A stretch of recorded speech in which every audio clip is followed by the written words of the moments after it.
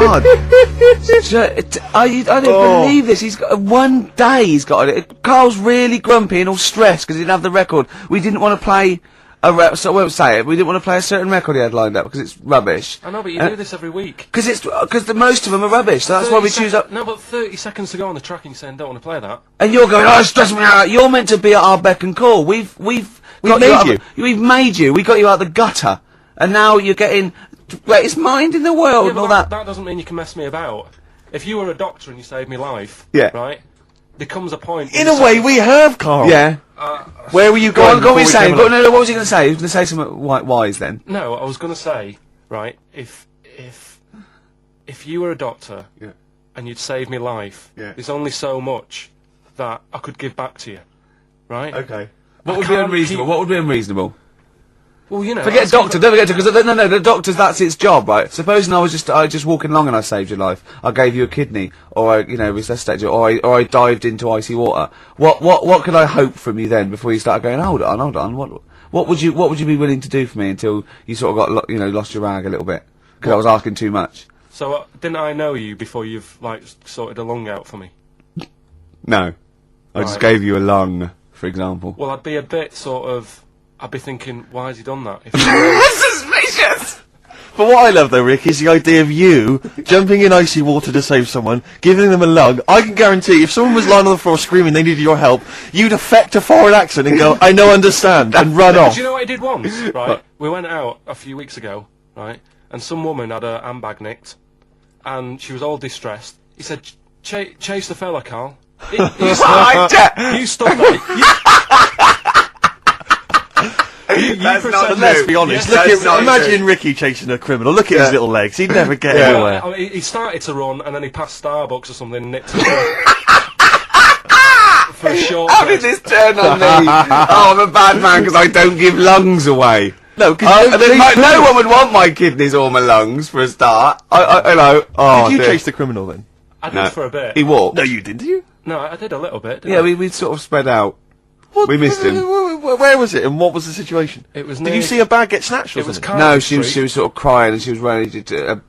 Some blokes came in, sat next to her, and then just ran off with her purse. And you walked after them. No, they'd gone, Steve. They'd actually gone, but it was just like a bit distressing because she was devastated. I know how she feels as well because I had a jacket, and you think, I've just got to find them now. Yeah. Where are they? Who are they? So she was really off her head with sort of like she was angry and sort of crying. Yeah. And it was horrible. It was horrible, wasn't it? Wasn't it, Karl? He's broken his mic now. Oh right, play a record, this Karl. is Karl, what are you doing, mate? I don't believe this. There's only 2 weeks to go. These should be special. Karl, play the record. We've asked you to play the record. Like you. Man alive.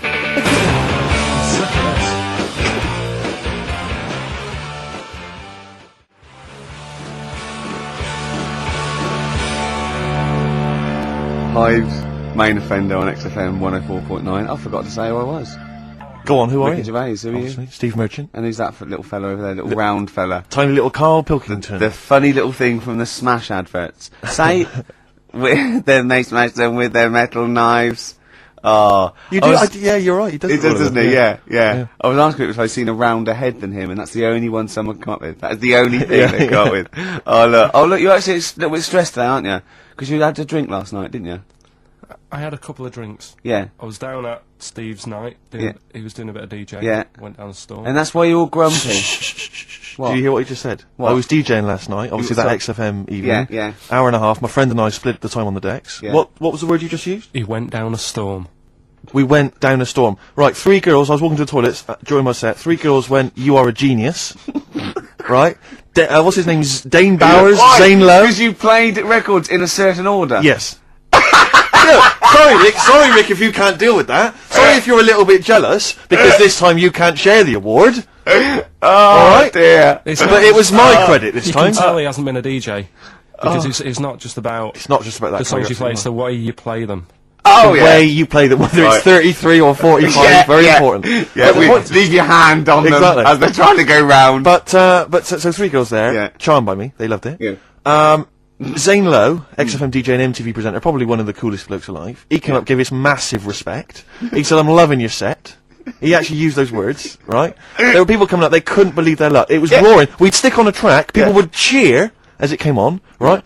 My particular favourite, Karl, I think you'll agree, my particular triumvirate, LL Cool J, Mama Said Knock You Out, leading straight into House of Pain, Jump Around, then straight into that current Elvis track that's been re-released, remixed by Junkie XL. I played the original, which I'd already played on XFM before. I'm already there, cutting edge. Yeah. Right? Three old tracks, you mean? 3 old tracks. In a row? Yep. And, what I think the words that would best sum it up are, I kicked ass. Great. Rick. Alright? Well, I'm going to be kicking some ass today, because I'm going to be shamelessly self-indulgent. And we've only got 2 shows to go, so I'm playing some of the most beauteous tunes in the world. And I was just telling Karl, lined up a Simon and Garfunkel track, Only Living Boy in New York. He went, why is he the only living boy in New York? I went, what? He went, what does that mean then? I went, I don't know. He went, well, what's it about? I said, I don't care. I said, it's lovely song. He goes, no, but what's it? I said, I don't go into that. I said, he went, I like a story. I said, like what? I said, killing of Georgie, no trickery. Killing of Georgie. I think we should play that at the last. It's good, I heard it the other day on Radio 2, it was cracking. It sounds like well. It's really good. Tell them what it's about again. It's about, little girl, gay fella. A little what? A little gay fella? Yeah. Right. Who, I mean, I haven't heard it for a bit, so it's all off memory, this. But, gay bloke, is he from Scotland? I have no idea. But he's from somewhere where gays aren't liked. Okay. Right? No. Well, he is, Georgie Boy was Gargate, nothing more than the kindest guy I ever knew, right? Now, all he did was, right, his father said, how can my son not be straight, kicked him out, right? Goes to America. Yeah, but you can handle all that. You can handle your dad not getting on with you if other people around you are into the same scene. Yeah. But he was like, he was left on his own, he didn't know what to do. Yeah. He was getting stressed out. Yeah. So he goes... And this was before, this was before, I mean, this is, when did this record come out? 77? 77, yeah, something like that. Right. And, he's... During punk. Right, I see, yeah. So, you know, the village people had come along and made gay cool. Yeah. That had already happened, Yeah, but it wasn't respected. But he was watching the telly or something, and he saw that New York had loads of them over there, and they're all having a good time. Sure. No, sorry. At no point in the song does Rod Stewart say little gay Georgie was watching telly and saw loads of gays in New York. At no point in that song. No, but this is what I like about that song. You sort of picture what's going on. You make it up. Yeah. Okay, so the little gay fella was watching telly, and there was presumably the and now from New York, the gay show. Yeah. Or whatever, because it was a big scene over there, wasn't he, in the 70s? Yeah. Okay. Right. Go on. So he goes over there, and he's having a great time and that. He's meeting... Went to New York Town, meeting- very quickly settled down, soon became the toast of the Great White Way. Yeah, they loved him. All the old queens blew a fuse. Yeah. Yeah. And then, I don't know, he was out late one night, Yeah. and he's walking home, Yeah. and gets attacked, gets killed, Yeah. and he's lying in the They gutter. didn't intend to take his life, they just pushed their luck a little too far that night. Yeah, you see? So... Yeah. But what's good there? Is it good that he had a bit of a good life and was able to be himself? Yeah. Or should he have stayed in Scotland? He didn't come from Scotland. Again, I really... Well, I think, is there any way we can get this song before the end of the show and play it? Because I've heard it recently. A lot of people listening will have never heard this song. They wouldn't have any idea what we're talking Can about. I say what you said when we were talking about that song once before? Is it bad? It might be. Because we were talking about, you know, Georgie Boy, and he, you know, got a... I don't know. What? It's when you said... Well, it's a fact. I don't think if... Well, he said, so it's for King of Georgie, he gets out, dies, right? He goes, well, they do go out late. I know... All gay people I go know out a few late. gay people, and they start to party late on. That's what, in Soho, right? Girlfriend got in a cab, right? Suzanne was in a cab, and the cab driver was taking her to an early start, right? She works at the BBC. Early start, 4 in the morning. It was going down. It was mental in Soho at 4 in the morning. Yeah. They were all still like starting the night out. How do you know Whereas- how do you know they're gay? It's Soho, isn't it? Fair enough. Play a track. I'd love to be able to try and dig this out. Yeah, we will. This is Simon and Garfunkel, The Only Living Boy in New York. It's lovely.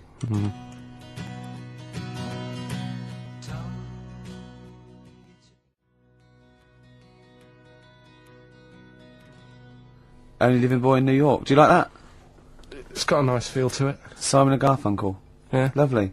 Bit later, I'm going to be playing a Cat Stevens track. It's one of the most beautiful tracks ever written. It's called Lily White off Mona Bone Jack on. Look forward to that. We've got Eminem coming up. We've got the new Eminem single as well, and a big giveaway, Rick, lest we forget. I think we should tell them what that is. Do you think so? Yeah, well, we all went to the BAFTAs, as you know, and we thought we could get a good prize out of this. So we got some celebs Yes. to sign the BAFTA bag they gave away. It's just a nice big chunky sort of cardboard carrier bag, you know.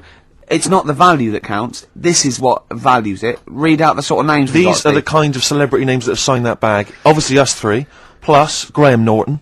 Yeah. Angus Dayton signed it. Alan Davis, Jonathan Creek, Jamie Theakston, Paul Whitehouse. A lot of comedians, you notice. Helen Baxendale from Cold Feet, who's also been in Friends, right? I don't know why that's so exciting. Steve Phil Mitchell McFadden. Yeah. It's an eclectic bag. I notice actually that Steve's signature is also mentioned. I think he says Steve, aka Phil Mitchell. Which is very nice of him. Yeah. Peter Davison, former Doctor Who. I noticed also that when you gave him the pen to sign it, he put the pen away. Yeah, he pocketed we had it. to say, oh, Yeah. whoa. Just his wily Cockney ways. You're not Phil Mitchell now, mate. Exactly. Give us the pen back. Exactly. Yeah. Simon Pegg, and of course, one of broadcasting's biggest legends, Steve Wright. Oh, Steve Wright, got him to sign it as well. Yeah. But that's, you know, you're not going to find that. That's quite an eclectic and kooky mixture of celebrity names. Yeah. You know, autographs on one bag. And we maybe photocopy it, and it's just, you can't We make can out explain who signatures, they we are. can explain who they are. But we can give that away. And there's, you know, it's a little commemorative thing of the BAFTA. It's got a big BAFTA logo on there and everything. It's pretty classy. Did I mention this? That our agent, who was there, he ran around getting a few of these autographs, and I think Helen Baxter, he went up to him and told him it was for charity. And that was why they signed it. Which I think's, you know, a little bit cheeky, but that's what agents are like, Carl. You've got to But then again, he didn't understand get anything from it. It's not like he said, give us £1. that. No, he just got. They just got their well, he said that as well. Then he made 42 quid. Yeah, exactly. So anyway, we're going to give that away. Is that a good prize? I think that's a nice prize, isn't it? It's a little commemorative thing. Carl, you're turning your nose up on it. No, it's alright, I wouldn't want it. Doesn't he? Do people get you to sort of do campaigns on the radio, like drink Fosters? I wouldn't, but you know, you can. Yeah, but look, I noticed on the big board here, it tells us that you can win signed and framed Chemical Brothers album covers on Sunday. Right, that's just 2 geeks who've signed that. We've got like We've got 3 alone in this room. Exactly. Plus, we've got some of you know, the cream of Britain's light entertainment who've signed that bag. I'm appalled by you that you're just so disrespectful of us. No, but it's like how when I went to the BAFTAs with you, and I wasn't really enjoying it. You were I like, can't. He said what? No, you you didn't tell us this. Ungrateful. There were so many people. You're like a little charity case. You're like, oh, I had God. chicks queuing up around the block. You'd wanting to usually come. have to. I know, but I Someone told like you you. would have to write to Jim or Fix It or Esther Ranson to get to meet us sort of people. And now it's on your doorstep. I'm amazed that you didn't enjoy it. Why didn't you God. enjoy it? You got to walk down the red carpet. You went in. There was George Best, one of your footballing heroes, was there. A load of other big names. You sat there, you had prime position. You came backstage with a load of other big names. Hey, you had a lovely bit of You were grub. filming this thing for the DVD we're making. That's you, a cameraman on our DVD. And yet you think, now you look grumpy because you had a couple of pints and I can't believe So it. tell us why you didn't enjoy it, because the ceremony, what didn't you enjoy about that? It was interminable, wasn't it? far too long. Wasn't it awful? 3 boring. hours. I thought you were going to say something. Really? Sorry. 3 hours. Yeah. I mean, I suppose for you two, at least, you know, you were going to get something. Sure. Yeah. But with me, it's like, I mean, I've never graduated or anything, so Have you not? I'm trying to think of a situation. Basically, I sat there for 3 hours knowing that I'm not going to get anything out of the night. Yeah. Right? Now... Did you, sorry, when we invited you and you said yes, did you think you were up for an award? No, but I thought we were going to be sat round tables, having a nice bit of food, whilst people are going up there winning awards. But 3 hours of the same thing over and over again. I mean, if a film's 3 hours in the cinema, you go, well, it's long, but, you know, I wonder how it's going to end. But this was just like the same thing over and over again. Some guy going up, thanks a lot, cheers for the bit of brass. And then going down, sitting down, the same thing over and over again. I wouldn't, honestly, right? I'd say it was one of the worst things I've ever had to do. I enjoyed the night afterwards when we did have a bit of lamb and a nice bit of veg and that. That was alright, and I went home and I was happy, and I got the little freebie bag that you're talking about that we're giving away. Which wasn't much good stuff in it. Oh, right. No, what would you have done on that Saturday night? Suzanne what would you have done or the Sunday night rather? What would you have done had you been at home? I would have stayed in with Suzanne, right? Watching telly, having a nice bit of pate on toast or something, cup of tea, watching 24. But instead, I had to buy an expensive suit so I didn't show you up, right? Yeah. How much did you spend on your suit? Well, in total, right, because, you know, the shoes and the suit and the shirt and the tie, it was about 600 quid. most expensive evening ever. That's what I'm saying to you. And the daft thing is, it's dark in there. I don't know why you've got to wear a nice suit. You can't wear a tracksuit, for goodness sake. It's dark in there! No, just the shirt and that. It doesn't make you a better person wearing a suit. No, doesn't make you a better person, no. We're not claiming it made you a better person. No, but that annoyed me. Yeah. I mean, it was an experience, isn't it? That's why I went, because you think, if I didn't go, if I would have said to you when you invited me, no, Steve, I don't want to go, then I would have never known, right? Yeah. And that's my sort of thing in life, right? Yeah. If something comes up, you should take it, even if you're not going to like it. It's a bit of an experience. Right. Do you know what he said to me? I phoned him up because we had to meet up, and obviously he had to pose as my gay lover. Yeah. To get in, right? Yeah. He phoned me, you said something to me like, I bought a suit, I'm looking good. He said, I'm looking good. People will think, how on earth did he end up with that good-looking guy? So he got into the role. That was what he said to me. He started getting into it. Such an insult. Play a record. I just must say that we've had an email from Daryl Foster. Lots of people have emailed in and said, well done on the BAFTAs and well done on your Room 101. They really liked that. Thank you. There's one guy, and it's Daryl says, Ricky, has your dad only got one D-Mob suit? Because I know you noticed, but Ricky wears the same suit every single time he appears on TV, because he spent a fortune on it getting it tailor-made. I've only got one. It's a good suit, and I now he wears it know. all the time. And it's winter as well, it's like a pure wool, so I'm sweating everywhere I go. Anyway, usually it's too much cheese. I won't be buying another. Huh? I won't be buying another one. Ever. Now. That's it. Yeah. Yeah. Suzanne told me today, right, because I've handed it in today to have the trousers turned up a bit. Why? Because it was a bit of a bodge job for the night. Yeah. Right. It was just some pins sort of holding it up the other night, but you didn't notice, and I didn't tell you because I thought you'd be getting on the stage and saying, "Look at that freak over there with his pants end up." But I took it to the place to get it done. Suzanne tells me that I'm going to start shrinking now and getting to that age where you start going small. I know that must have been a revelation to you and a worry. Like, how small do you get? How small do you get? Oh, What are we playing now? I thought we'd have a bit of Marley music. Marley music. Oh, Okay. go on.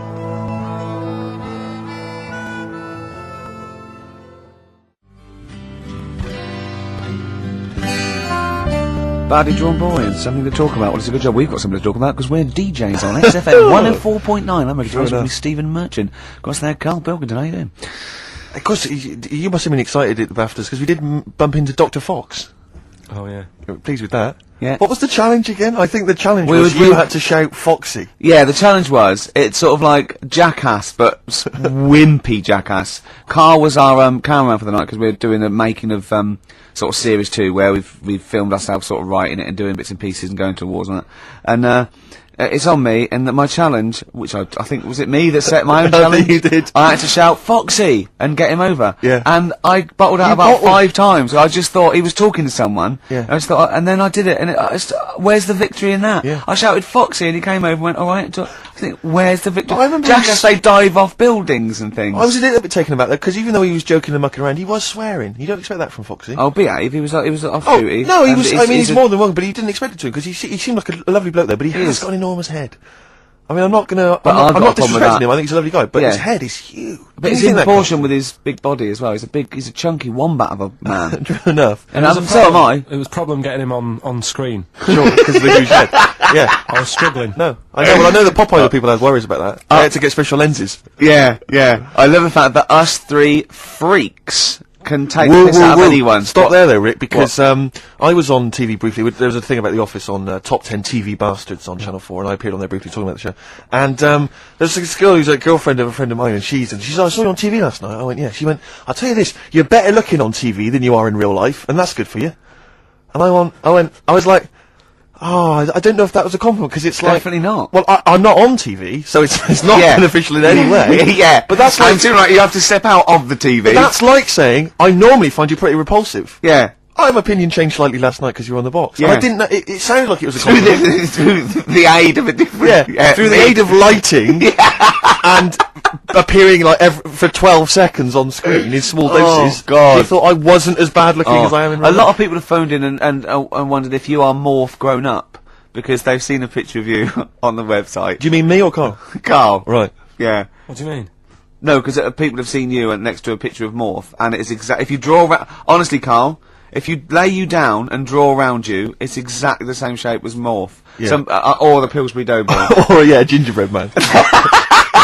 You do look like a gingerbread man. That's great. Oh, I love Karl. We think you're brilliant. We like looking at you, talking to you, hearing what you've got to say. We think of you, don't we, in the week sometimes? Rick, I had a bit of good news this morning. Go on. And I don't mean this in any way. I'm sure it's an emotional thing for her. But in the Sun it says that Dido, her wedding's off. Right. Just thinking, ding dong. Because for some reason, I don't know what it is. I was having a chat with my mates. I've always been under the assumption I could pull Dido. Because she's quite ordinary. Do you know what I mean? She looks a bit ordinary. She's quite an attractive one, but like... Would that be your opening chat-up line? You look quite ordinary. Dido, I don't think you could probably get anything better than me, because you're not too hot yourself. Exactly. My name's Steve Merchant. I'd wear actually, what I'd do is I'd go, right, I'm not going to meet you in the flesh, but I'm going to send a picture of you on video. Yeah, this is me on Top TV Masters. What do you think? See what you think. Yeah, and if you think it's good, well, I'm certainly no worse without the lighting and makeup, so don't worry about that. Exactly. Oh, Dido. Have a little bit of Bowie. Have a little bit of Bowie. What was your thing about Dido? That she's like a kind of... She's a bit like a receptionist. Who got up and sang once, because she's at karaoke. tunes, and a bloke came up, hi, I'm Gridlin Records. I'm thinking of releasing the CD, and it just goes mental. Exactly. Everyone buys it. Yeah. Which is good though, isn't it? But she should be doing photocopying or filing, do you not think? Just the way she looks. She's got that very kind of suburban the look. whole look thing annoys me. Do you know there's another Pop Stars thing starting? Yeah. Right, it's going on in Ireland. Apparently it's Ireland's version of it. Okay. And today it was like, you saw all these kids rushing in, there was fat ones there and ugly kids, and you're thinking, it's sad and everything, they might have a good voice, but they've no chance, right? And there was a woman there who looked a bit like Brittany, and the bloke, straight away, before even hearing the voice, Brittany lookalike over there, go and get her in, give her a ticket, she's through to the next phase. And it's just annoying. Dido isn't beautiful, but she's nice enough. Do you know what I mean? Well, yeah, that's why she's fine for me. I mean, I mean, my standards are quite low. So, do you think Steve should go out with her then? I mean, that's what we're asking you. Do you think he should? Yeah. Okay, so a little bit of Bowie. Thanks, Karl. Try and fix that for next week.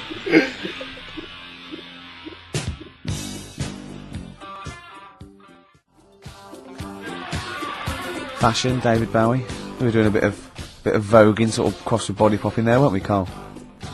Yeah. Played that last night, Rick, during the set. Yeah. That was described by Zane Lowe as one of the best sets he's ever seen. Well, he didn't say those. No. But I think Zane just sent an email and said he's giving up because there's no point. Yeah, exactly. When he hears stuff like that, he said, I thought I was a DJ. Yeah. After seeing Steve Merchant, I'm obviously not. Exactly. Yeah. Exactly. No. So yeah, Big Boy Jim was down there. Yeah, Big Boy Jim was going. Wow. I don't know what I'm thinking. Yeah. But I like the idea because you know. Fatboy Slim did Brighton Beach, didn't he? And he had like 20,000 people in Brighton Beach. Yeah. And everyone was loving it. Just the idea of me down in Western-super-Mare doing the same with 86 people. Have you ever seen that thing, Karaoke Challenge on Challenge TV? Yeah. It's great. They're all doing it, and it's sort of like Jonathan, what's his name from Jonathan Bread, Morris, and all those sort of people there. And the camera pulls out, and there's about 8 people there. Yeah. But what I love about Karaoke Challenge is it's not even night fever. Do you imagine that? I mean, talk about.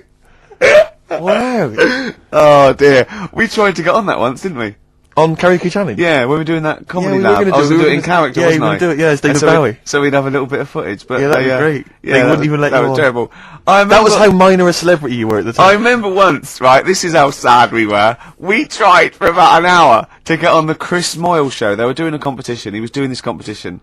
It was about golf, wasn't it? So it was like things with, you had to think of a song title, but you had to make it into a golfing pun. And people were calling up and going, "No, what about Drive by the Cars?" He was going, "Drive by the Cars," very good.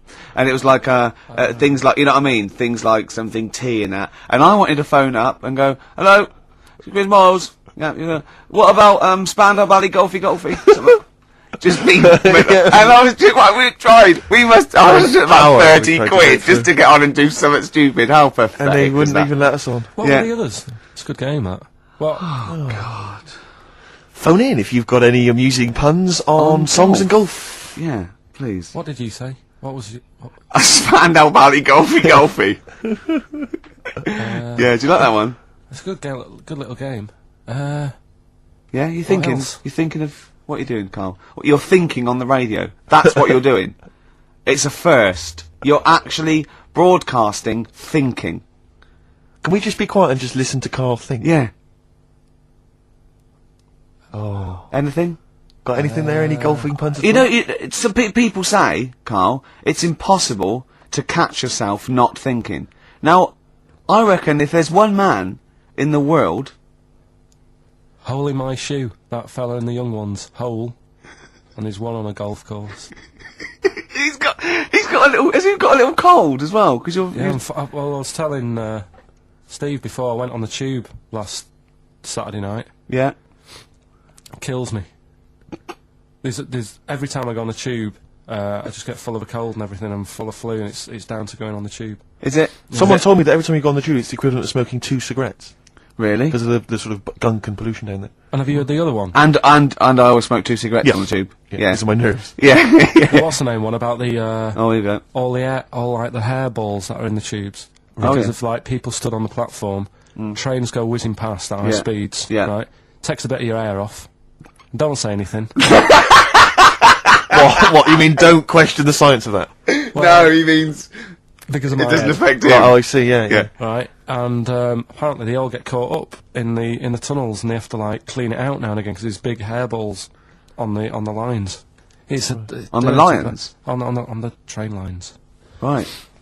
Yeah, it's a terrible place. So that's why I'm all bunged up, and that's when you came in today. I was like looking on the websites to see how much badness there is down in the tubes. Yeah. How much badness is there? Oh, loads. Is there a lot of badness? If you know how much badness there is on the tube, call in 08700 What sort of things did you 800 find? 1234. How much badness is there? It was just about, the germs, so there's no fresh air, and that's why I was asking you about people committing suicide on trains and that, how often it happens. And apparently 2 people a week. Was it two a week or 2 a day? It's 2 cigarettes. How many people is it? 2 people. 700 800 1234. How many people per cigarette is it like killing yourself on the tube? Call in. 2 people a week try and kill themselves or something Right. on the tubes. Really? Bad, that, yeah. Yeah, it is. Terrible. Should we play a record? If you want. Have we got the big new Eminem single? No, I was going to... We'll tease them with that. We'll play that a bit later. We are going to play it though. We're going to play the new Eminem single. We will. aren't Plus, of course, obviously, we've got this big celebrity bag to give away as well. Oh, Bag of yeah, celebrity let me just do images. a quick Well, play no, a let's record and play I'll a record. explain We'll explain what the competition after that. Doves? Doves would be good.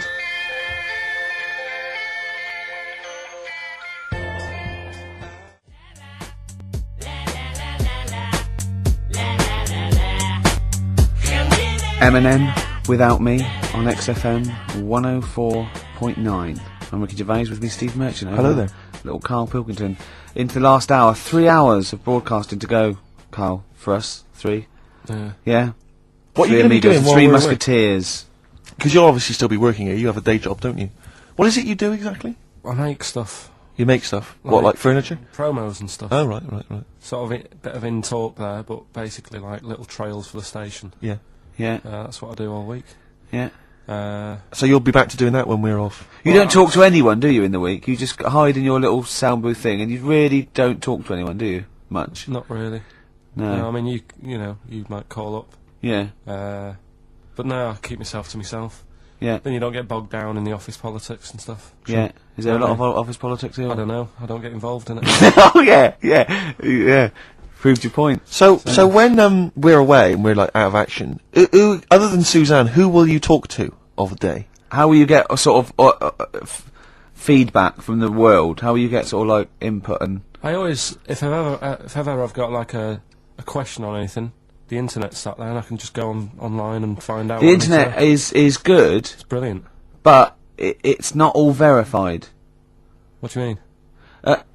It's not all verified. It's not all necessarily factually accurate. Anyone can put things onto the internet. It's that it's freaks and things that put on Well, here's things one, right? like Here's one that I read in the week, right? Go on. About this woman.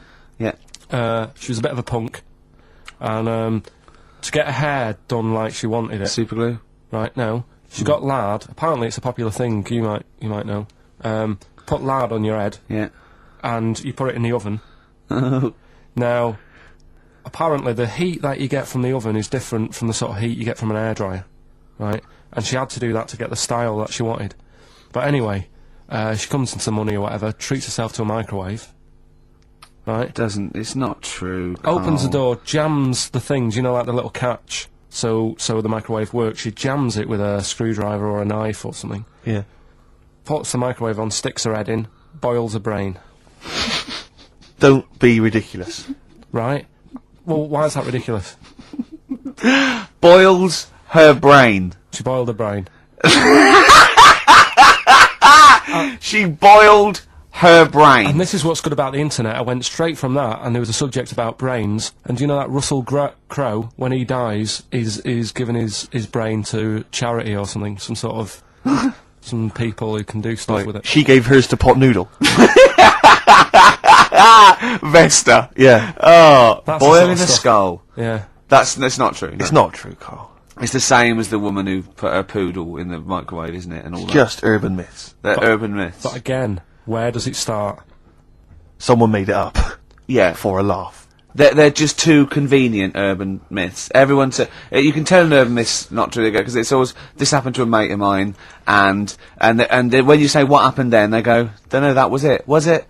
Was that it? Was it? Someone boiled a brain and that was it. There was no more story. Well, Were there any dates, locations, times? I think it was in Belgium.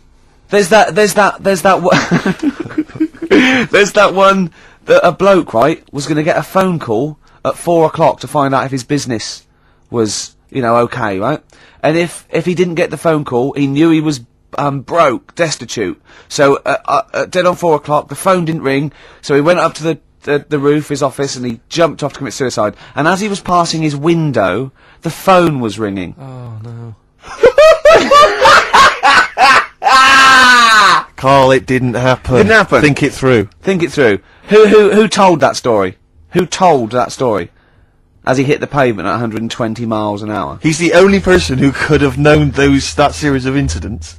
Also, why didn't And he he's wait? dead. As his life's at stake, why didn't he wait till 5 past? I say I'm going to give it 5 minutes, just in Just in case the lines are busy. Yeah. And what sort of bloke goes out? I'll call you at 4. Okay, if your business. Well, call me anyway. No. If I don't call exactly 4, then no, you commit suicide. Commit suicide. I would, because if I don't call at 4, that's the end of it. Well, call me anyway. No, that's not the way I work. Why can't you just call me and tell me the other way? Well, I'm telling you how I do it. If you're bust, I don't call. Can't you just call to verify in case something goes wrong? What if it's engaged? It won't be engaged. Just commit suicide at 4, please. It didn't happen, Karl. The other one, right? A bloke, right? He's on a train station, and I'll tell you how I heard it. He's waiting for a cruise station, and he shits himself. As you do. And so he goes, my train's in 5 minutes, so he runs across to Millets and goes, quick, Levi's, 36. The bloke just puts it in a bag, he runs onto the train, he goes into the toilet, takes his, trousers and pants off. His soiled trousers Yes. and pants. Throws them out of the window, I won't be needing those again. Cleans himself off, open the bags, it's a jacket! Oh. No, it didn't happen, Karl! At what point did he go into it and go, quick, Levi's 36, and the bloke went, sorry, Levi's 36, what, a pair? No, shall I wrap them? Them? It, shall I wrap? Just wrap, whatever it is. Do you want to look? No, I'm not looking when you're putting it in the bag, please. Right? 36 waist story, so, don't say anything. I've told you 36 Levi's. They put it in a bag and charged me for it. Yeah. I don't want to discuss it further. Yeah. There was one. Here we go. There was one about a woman whose husband died, and she had him cremated. Yeah. And made like a little egg timer out of him. Right. And she said, I did that so it can still help around the kitchen. Well, that might be true. That might be a joke. That's quite sweet. That might be That true. is a true story. Again, it was all. No, not again, because the ones I just told weren't. Nor is the boiling the brains in a bag curry microwave. Head story, true. Yeah, they're too convenient. Will you be buried or cremated? What? Will you be buried or cremated? I don't know. Cremated. I imagine. Like you, Steve? I don't know. It's out of my hands. Yeah, I haven't thought about I've it. not thought it through, and No, to I be don't honest. care either way. Have you heard the one So about... Sorry. I'm just worried that we're getting into a macabre world now of ashes, boiled heads. I think we should play some music, let people just calm down. Levi's. Just think about some of the urban myths they've maybe heard, assess them, maybe they are absolute bollocks, Yeah. and they can move on from it. Well, it's just that the death thing, right? Yeah. There was an argument on there about, do you know that Twilight Zone or whatever it was, Tales of the Unexpected? Oh, yeah. Where the woman got buried alive. Yeah. They were saying how, like, years ago, they'd bury people thinking they're dead, Yeah. and they've recently, like, dug coffins up, and then the people who were in the coffin weren't dead. They might have just been like in some sort of deep sleep or whatever. And they've lifted the lid off. Yeah. And there's scratch marks on the thing. Yeah. And that's pretty scary. And Makes you think. I mean, I hope they check these days. That's all. I'd like to play a beautiful song now by Cat Stevens called Lillywhite. It's lovely. A song for the lovers' room? Yeah. Big cell.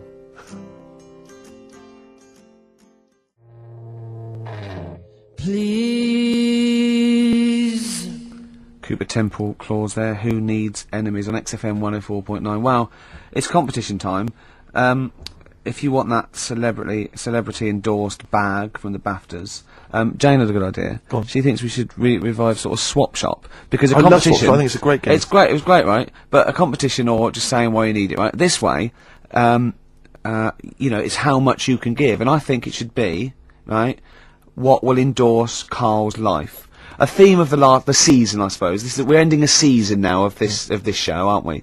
And one of the big themes is really develop Karl, enhance Karl. Rejuvenate him in some way. What do you think Karl would want? Have you got something he'd love? It can be battling tops, you know, and you've got to say why he'd love your old battling tops. It can be a book. Sorry, what's a battling top? Was this something you used to take to school, like with your hoop and stick? No, it was a little and your game. baked potato. It was in the wrist action. And Go on. it was like little tops, right? You'd have 4 players, right? You'd wind it around like with cotton, right? And hold a little. I'm getting excited thinking about it. I don't know what you're talking about. No, I know. I'm getting overexcited. It was just battling. Was tops. this something like? And you pull it, I've had and it one. goes mad. Don't send one of them. I've had one. Don't give any clues. It can be some educational. It can be some personal to you that you think you might enhance. So the competition is basically if you want that bag. So let's just explain what the bag is. It's one of these sort of cardboard giveaway bags that we got at the BAFTAs. It's got a nice picture of the BAFTA logo. We got it signed by Graham Norton, Angus Dayton, Alan Davis, Jamie Theakston, Paul Whitehouse, Helen Baxendale, Steve, Phil Mitchell, McFadden, Simon Pegg, Steve Wright, obviously the 3 of us. And, you know, it's just a nice little sort of, you know, if you like kind of autographs, or if you're an autograph hunter or whatever else, or you just like the bag. Or you like the show, you know, or you then, want a little piece of Karl. Or you you want bit to of give history. Karl something, a bit of yourself, or to enhance his life. So let's get it straight. So it's something that you have. It doesn't have to be very expensive. It doesn't have to be necessarily a worthy thing. It could be something you've made. Karl has to go, I want that. Something that enhances Karl's life in some way. Something that will make his life a little bit more special, a little bit better. Yeah. And this is a write or email only. We don't want your phone calls on this because we're just too lazy. So what can make Karl's life a little bit more special? And we'll give it away next week. So you've got a week to email or write in with your suggestions about what it is that you'd want to swap for this this celebrity bag. Is it karl@xfm.co.uk? Yeah. Or you can write XFM, PO Box 1049, London, WC2, H7XX. Yeah. Give them out again, Rick. Sorry, you ought to maybe mention something like, you know, Gervais bag. Oh, I think Karl Swap Shop. Karl Swap Shop. Or Well, let's not confuse it. Well, it's just good to have a good name. Okay. What are you thinking? Is this going to take as long Is as this the thinking on golfing radio puns? again? Is this thinking on radio again? All right, we'll just do So that. hang on, it can't just be Karl at XFM. Is it not Karl.Pilkington? Yeah, with a K. But the thing is, why are they emailing me? Because I'm not taking any bribes. They've got to send the stuff in. No, No, of course they haven't. But as 100 people send something and you send 99 back. No, I won't send. Oh yeah, I see what you mean. Yeah, no, they just email or Leave write it in to with a us. suggestion. Oh. Make sure that you mention who you are if you're emailing and leave a telephone number as well. We need a telephone number, we've got to call you back. Let me give you an example. I like the bag. I want the bag, right? I think this would enhance Karl's life because I am sending a Feng Shui book. Something like that. You know what I mean? I am sending Karl a teddy bear. You have to explain why, though. Obviously, we can. Why you think it isn't, you know. This is getting so much more complicated than it needs to. I'm bored with it. It was such an easy idea before. Throw the bag, well, burn the bag. Give out the addresses again, the Rick. bag. Okay. It's XFM, PO Box 1049. That's easy to remember. London, WC2, H7XX. And the email? I can't remember. Karl.Pilkington@xfm.co.uk with a K. With a K. Alright, well done. Yeah. Man alive, that was exhausting.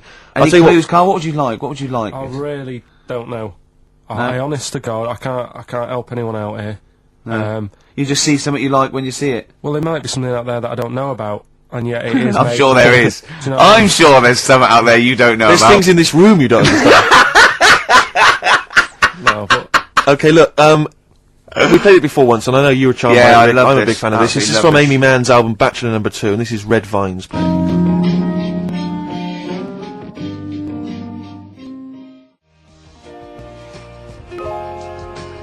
Beautiful. I know Karl's not impressed, as ever.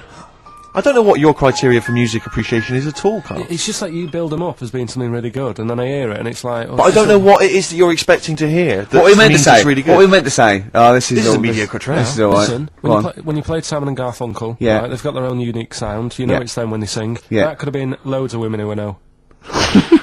It could have been loads of women who you know. You only know your girlfriend. What I mean, Sheryl Crow sounded like Sheryl Crow to me. Yeah, but Only superficially. But Mann's been around longer than Crow. Who knows what, influences she may have had. That sounds like a fable, doesn't it? Man's been around longer than Crow. Eh? But you see, no, I mean, that's just, there's a number... Let's be honest, Rick, I mean, there's not that many great female artists, are there? Oh, hey, be careful there, Steve. Some of the sisters out there will be disagreeing with I'm you. not saying that they can't sing a beautiful song, I'm just worried they can't write the material. I'm thinking of Bush. I'm thinking of... Aren't we all, Rick? I'm thinking of armour trading. That's true enough. I am thinking of... Anastasia. Anastasia. I know you love Anastasia, don't you? You I love like that her- new one. I love that new one. I mean, I don't It like that sounds sort like of the stuff, other two. but it's sort of, there's a good chorus, and I can do her dance. That dance at the end when she puts her arms up. I like She that does one. sound like she's a cover of the new Tina Turner. Yeah, no, that's the only one I've liked, yeah. And Well, me and Steve think that she's sort of like one of those people that go out with her daughter. I think the reason is because if you notice, she always wears sunglasses. Yeah. And I'm sure that because she claims to be something like 28, I bet she's like 40. It's like one of those She's got 40-year-old crow's feet. women who come from Essex, but they come with their daughter's 21st, and they're going, your mum's mad. Yeah. They think we're sisters. They're like, I'm 40 and Yeah. she's 21. She always flirts with her daughter's boyfriend. Yeah. Where are you going? We're going down. We're going down Millionaires. Your I'll mum's come down mad, myself. look. Your mum's got a bra on. Yeah. Don't you think she looks like that, Karl? Yeah. I can't picture her. You can't picture Anastasia. No, she wears glasses. Sunglasses all the time, yeah. No. You're not into this, are you, Karl? You've get this whole sort of broadcast thing as just... You're fed up with it, aren't you? You can't wait to finish next week. Well, it just seems I can't say anything right. Why? Well, whatever I say isn't right. Or funny. No, but do you know what I mean? What? Because what are you upset about? Well, I laughed at the urban myth, but not being true. Mm-hmm. Yeah, and... But one of the things, I'll tell you, if you take nothing else away from our time on the radio, it should be to be more inquisitive. When a piece of information comes to you, don't just take it at face value, query and question it. That is what has made Ricky Gervais one of the premier thinkers in this country. He will not accept anything on face value. He queries everything. Anastasia, she looks glamorous and wait a minute, those glasses, what do they suggest? Actually, she's 40, I'm not going to buy her records. And that's and that's libelous. That's potentially libelous. So, hang on a minute. Roy Orbison then, was he starting to look old? We're not saying everyone who wears sunglasses is necessarily older than their years. No, we're not even saying about Anastasia. We're just doing about an image, one of those sort of like ravers that goes to their daughter. It was a little bit of like observational comedy, to be honest, Karl. You've seen through it, mate. Yeah. You've torn it to shreds. She's not 40. You know what I mean? She doesn't hang out round with much younger people, chatting at their boyfriends. It wasn't true. What do you want? What do you want in life, Karl? Tell me now, because me and Steve can probably sort it out. That is true enough. Come on. What do you want? What's the best thing? What would you can make do now? your What life song? happy? If you could play any song now, what would it be? Well, we're going to be spinning one of my favourites later on. Killing a Georgie. Killing a We've Georgie. sorted that out. You've probably got a lovely few gifts you can choose from, just because we got a few signatures on a piece of paper. Do you know what I mean? Yeah. What more do you want out of life? I always find that Do you want a cat? You want a cat, don't you? it's the things that you don't think you're going to get that you enjoy the most, right? Go on, like what? No. Well, like, when you go out for a night and you're expecting just to have a simple little drink and it turns out to be a really nice night, you see people you haven't seen for ages. Yeah. Now, the BAFTAs, so sort of, you expect so much, He's having a go, isn't he? that when you get there, you get that little bit of veg as a starter, and you think, look at it, they've tried to make it look good, but really, as I said to you, I mean, you don't eat veg, which No. I find is mental. But like the starter that we had, And that was like, how would you describe that? It was a veg pie. It was like, I thought, I was starving when I came in there, right? And from the, stairs, I could see the tables, and it looked like there was pate laid out, and I was getting excited, I was salivating. Got there, it was a vegetable pie. I said to Steve. So, vegetable pie. Okay, someone took mine, I gave it away. White House took mine, didn't he? Yeah, but Rick, you won't eat anything. We've discussed this before. All you'll eat is pizza and crisps. Do you know what he said to me in the week? I was picking up my food in the BBC canteen, and he went, right, I'm honestly thinking of stopping having lunch with you. I went, what? He went, it winds me up. I went, what? He said, it winds me up. It winds me up. You won't eat anything. That's a lovely bit of chicken there. You're not eating that. You're not eating that. It winds me up too much. Like you get irritated by people, noise. He said, you eating, it just winds me up, Gervais. And then he went, you're a cock. Yeah. It really annoyed me. His eating habits drive me mad because he's constantly whinging about the fact that he thinks he's got cancer. Every 25 seconds. Wait a minute, I can feel a lump, It's your cock. No, it's not, it wasn't there before, it wasn't there, it's a lump. I'm dying, quick to the hospital. How many times have you been to, like a doctor's clinic and sat in the waiting room, right? Karl, how many times have you been there, right, with a friend of yours? Twice I've been with Ricky. One time when we were writing the first years of the office, we were writing in the waiting room for the doctor. Because he had to go in there and have because he thought he had testicular cancer. I swear to God, I'd seen the thing about it, cancer. and I just said, so, and he said, I never worry about that again. He said, no, you're not in the risk group in that. The other time was... But wait a minute, you had to go in there. The other time was, I thought I had, stomach cancer, and she went, why? I said, oh, God. He said, when you get a sore throat, do you think you got throat cancer? I said, I've thought that, yeah. And she sort of said, get out of here, you idiot. And that's what I like that when they do that. But I think it's sort of since my mum died of it, and I just think, oh, God, it's in the family. And that's the thing I worry about, but yeah. Don't you prefer, I mean, I don't go because it scares me. I'm like that. I prefer not to go because I always worry that, especially with cancer and things, that they'll go, you know, I'll go there with a sore leg or something, and they'll go, no, your leg's fine, but look at this we've found in your head. If it's a brain, you'll be laughing. No, but do you know what I mean? They'll find something, because none of us are perfect, and as you get older, you get little moles and stuff, and they'll say, oh, we best get rid of that. And it's like, leave it alone, it's not causing any problems. Imagine arguing! That shouldn't be there. Leave it alone, it's not... Well, it is, it's getting bigger and it's strangling your lungs. But Rick's sort of like... But my point was, this is what upsets me. He constantly worries about his health. He's constantly obsessed. I found some buboes. I think I've got plague. Every 10 minutes he's got something. I started choking once because I thought it was some dust, didn't I? Yeah, he swallowed some dust. He started choking like he'd swallowed a fishbone, right? He was literally... I thought he was going to die. And he panicked dust. And he shouted, right, I'm choking, I'm going blue, and I'm trying to hit me, and he's hitting me on the back. And he shouted, I don't know the Heimlich manoeuvre. Yeah. And I was choking and dying, but then I wanted to laugh. Because he panicked, going, it's like, if he's going to die, I want him to know that I didn't know the Heimlich manoeuvre. I did everything I could, but I didn't know the Heimlich manoeuvre, so that was why I couldn't have saved him. But my point is this, he worries about his health, and yet he eats like a child. He eats crisps, constantly, Coke. He keeps going, oh, I've got a headache, drink some water. Yeah. No, boring, hate it. Say that, yeah. Chips, pizza, sausages, beans and chips. I have never seen someone eat so much. Sausage. I don't know how he's not bored of it yet. Sausage, chips and beans. Everything that's got to have cheese on it.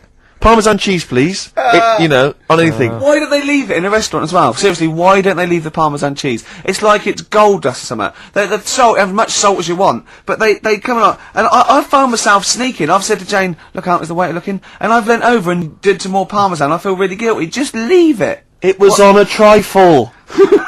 You don't need cheese on dessert. I've explained it to you. Oh dear. So this is why I get angry, and that is why I got. And this is, I'll tell you this. What if I had to be on? I mean, Ricky was on Room 101. If I had to be on there, I'll tell you this. Ricky Gervais would be the first person in there. He'd be straight in there, man, because I got a list as long as you are. What did you think when I said annoying people, like making noises? Unbelievable. So you talked about annoying noises, and that people that make noises that are annoying. He is the most irritating man I've ever met. And I swear to God, I don't mean that as an insult. You really are, because you go out of your way to be insulting and irritating. Thanks. And that's fine, but you'd be straight in there.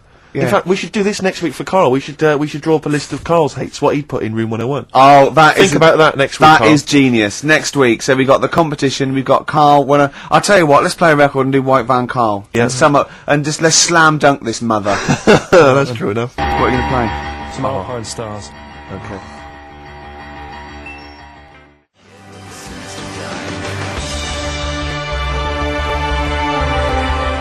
Alpine Stars, Carbon Kid, featuring Little Brian from Placebo. Oh, yeah. Thought I recognised him. Yeah. So like that. Right. White Van Karl. Karl. It's real. White Van Karl. Yeah, this is where we steal the White Van Man column from The Sun and basically fire those questions at Karl, getting his opinions on the week's news. Okay, Karl. Let me see. Okay, what do you make of this? The average woman, apparently, takes 27 minutes to get ready to go out. Did you know that?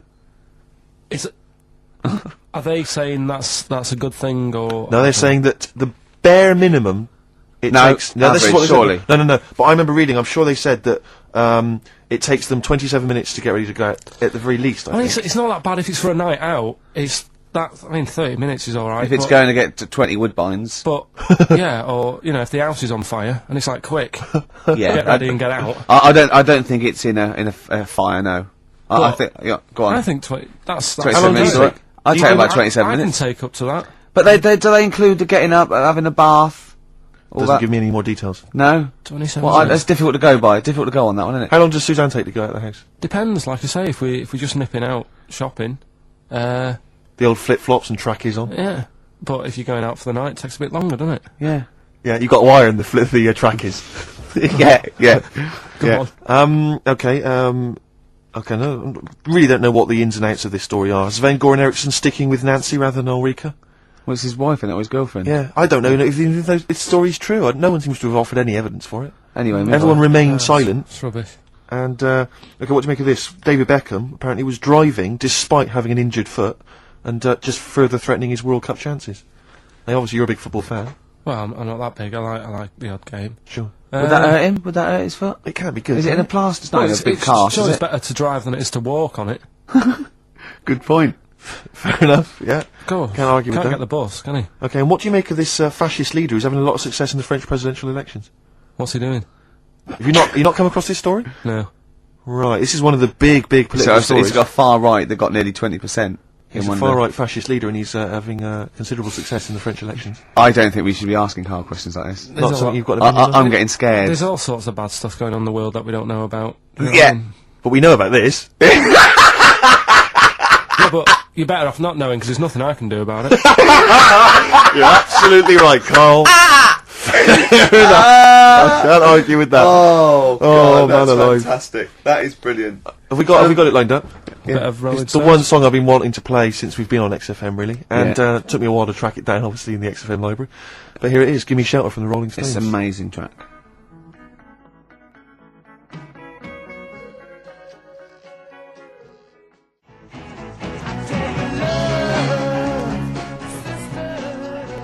Give Me Shelter from the Rolling Stones. That's Surely, if there was a soundtrack to the Vietnam War, that would be on there, wouldn't it? Can I just reiterate this this giveaway then? We got this bag signed by a number of celebrities, Graham Norton, Angus Tate and different people on there. Yeah. And if you want to win that, then you have to email or write in with what you are willing to swap. Okay, so you need to swap something, and something which will enhance Karl's life. It can be anything. You could have made it, you could have bought it, anything, but you have to have it. You can send it to us in exchange for this this signed bag, and you can email Karl, Karl.Pilkington, Karl with a K, Karl.Pilkington@xfm.co.uk, or you can write to The Bag, or Ricky Gervais's Big Bag. I just realised why I've been saying Karl with a K, because you can have Karl with a C, can't you? Yes, you can. As in Cox. Absolutely. Or you can write to XFM PO Box 104.9, London WC2 H7XX. All right. Okay. Right. Well, Alright. there's going to be a bit of a change, isn't there? Yes, that's absolutely right, Rick. Normally we would end the decided show, obviously, with just- a song for the ladies. But because it's sort of Karl's penultimate show, and we're going to play one of his favourite tracks, what are you going to... Yeah, I just thought we could play this. It is obviously the Killing of Georgie By Rod Stewart. by Rod Stewart, and this is a song for the gays.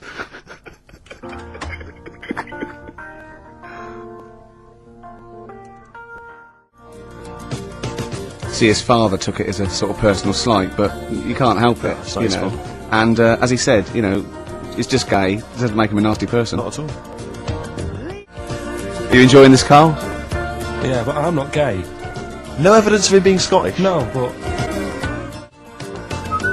When he says they blew a fuse, they're not electricians. They mean it's sort of And it's not a euphemism either.